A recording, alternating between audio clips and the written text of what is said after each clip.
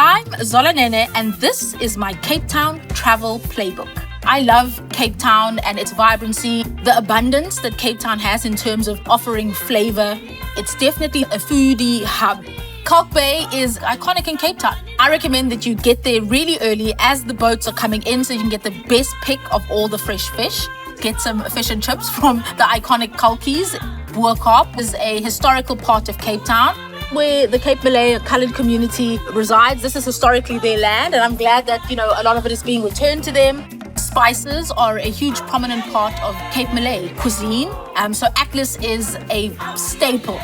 Oranjezig Market is near the waterfront. It's the most beautiful place. I could walk around there for hours and buy everything. I love wine. Klein Goederust is very close to my heart. It is the very first black-owned farm in Franschhoek. Franschhoek is the France of Cape Town, if you will.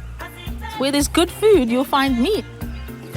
Boschendal is one of those farms that has everything. It's a beautiful piece of land. This is a happy place. Definitely a happy place. Love it. Oh, peaches are my fave. The peaches are in season. It's been making exceptional wines forever. What do you mean? Savraj Queen!